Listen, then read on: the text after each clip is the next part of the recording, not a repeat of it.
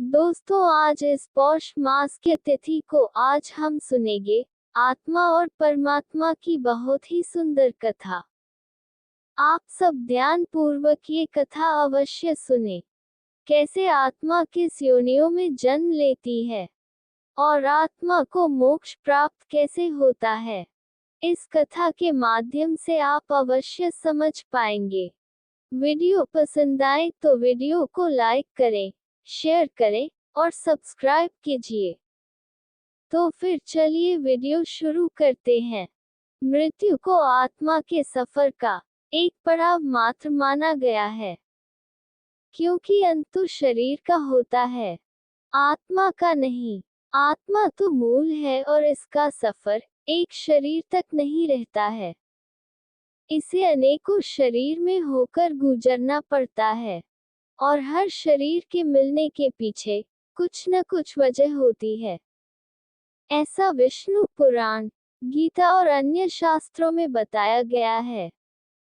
लेकिन आत्मा का लक्ष्य भटकना नहीं होता है, बल्कि उसे परतत्व यानी मोक्ष प्राप्त करना होता है।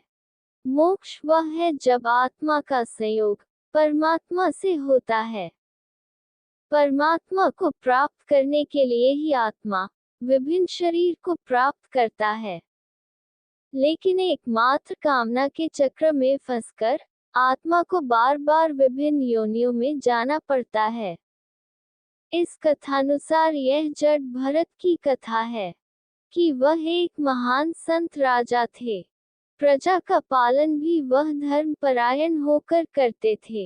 लेकिन एक दिन हुआ ऐसा कि जब वह स्नान कर रहे थे, तभी एक हिरणी सिंह के भय से भागते हुए नदी में कूद गई। लेकिन वह नदी को पार नहीं कर पाई। वह हिरणी गर्भवती थी और जल में ही उसे प्रसव हो गया। उसने एक हिरणी को जन्म दिया और वही मृत्यु को प्राप्त हो गई। राजा को हिरणी के बच्चों को देखकर उस पर दया आ गई और वह उसे लेकर अपने राजभवन में आ गए। राजा जटभरत ने उस हिरणी को अपने बच्चे की तरह पालना शुरू किया। हिरणी भी राजा से बहुत स्नेह करने लगी थी और राजा के आगे पीछे खेलती रहती, जिसे देखकर राजा जटभरत आनंदित होते रहते। राजा का मोह हिरणी के बच्चे से बढ़ता चला गया और धीरे धीरे वह बूढ़े होकर मृत्यु को प्राप्त हो गए।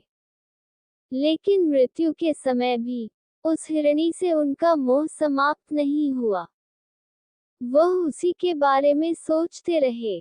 परिणाम ये हुआ कि उन्हें मनुष्य योनि से एक पशु योनि में जाना पड़ा और वह स्वयं उस हिरणी की गर्भ में आ गए और हिरण के रूप में उनका अगला जन्म हुआ। इस तरह इस कथा में बताया गया है कि मनुष्य मृत्यु के समय जिस भाव से भावित रहता है, उसी भाव से उसे अगला जन्म प्राप्त होता है। गीता में भी कहा गया है कि मृत्यु काल में भगवान में जिनका मन लगा रहता है, वही मोक्ष को प्राप्त करता है। लेकिन ये बहुत ही कठिन है, क्योंकि जीवन भर जिस भाव से मनुष्य भावित रहता है, वही भाव मृत्यु के समय उसके मन पर हावी रहता है।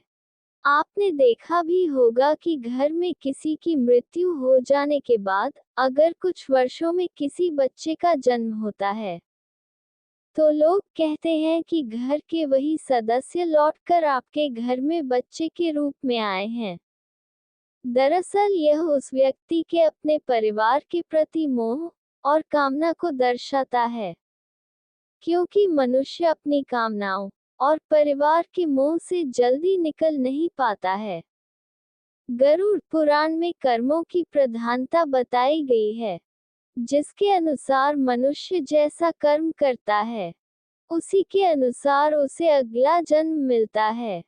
इसलिए कर्म और कामना, इन दोनों को ही मनुष्य के अगले जन्म का कारण माना जाता है। अब सुनिए भगवान श्री कृष्ण और एक भक्त की दूसरी कथा। समुद्र किनारे एक गांव में कृष्णाबाई नाम की बूढ़ी माता रहती थी। वह भगवान श्री कृष्ण की परम भक्त थी। वह एक झोपड़ी में रहती थी। कृष्णाबाई का वास्तविक नाम सुखिया था, पर कृष्ण भक्ति के कारण इनका नाम गांव वालों ने कृष्णाबाई रख दिया। घर घर में झाड़ू पोछा बर्तन और खाना बनाना ही इनका काम था। कृष्णाबाई रोज फूलों की माला बनाकर दोनों समय श्री कृष्ण जी को पहनाती थी और घंटों कान्हा से बात करती थी। गांव के लोग यही सोचते थे कि बुढ़िया पागल है। एक रात श्री कृष्ण जी ने अपनी भक्त कृष्णाबाई से यह कहा कि कल बहुत बड़ा भूचाल आने वाला है, तुम ये गांव छोड़कर दूसरे गांव चली जाओ। अब क्या था, मालिक का आदेश था। कृष्णाबाई ने अपना सामान इकट्ठा करना शुरू किया और गांव वालों को बताया कि कल सपने में कान्हा आए थे और कह रहे थे कि बहुत प्रलय होगा, गांव छोड़कर पास के गांव में चली जा। अब लोग कहाँ उस बूढ़ी पागल की बात मानने वाले थे। जो सुनता वही जोर जोर ठहाके लगाता। इतने में बाई ने एक बैलगाड़ी मंगाई और अपने कान्हा की मूर्ति ली और सामान की गठरी बांधकर गाड़ी में बैठ गई और लोग उसकी मूर्खता पर हंसते रहे। बाई जाने लगी, अपने गांव की सीमा पार कर अगले गांव में प्रवेश करने ही वाली थी कि उसे कृष्ण की आवाज आई, अरे पगली, जा अपनी झोपड़ी में से वह सुई ले आ जिससे तू माला बनाकर मुझे पहनाती है। ये सुनकर माई बेचैन हो गई और तड़प गई कि मुझसे ये भारी भूल कैसे हो गई। अब मैं कान्हा की माला कैसे बनाऊंगी। उसने गाड़ी वाले को वहां रोका और बदहवास अपने झोपड़ी की तरफ भागी।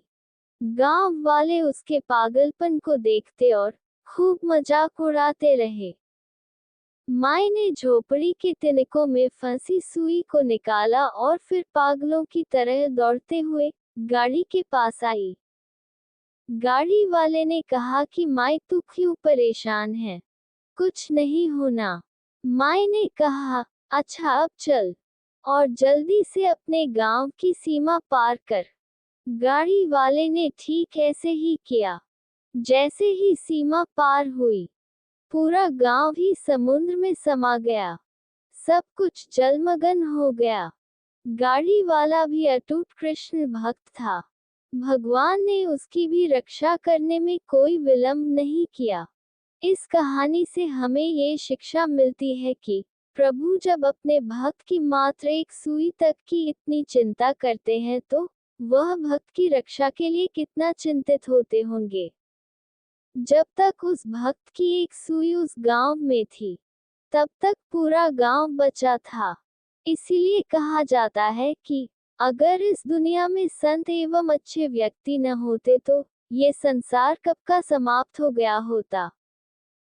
प्रेम से बोलिए श्री कृष्ण भगवान की जय। कथा समाप्त हुई। भगवान आप सबकी मनोकामनाएं पूर्ण करें। जय माता दी।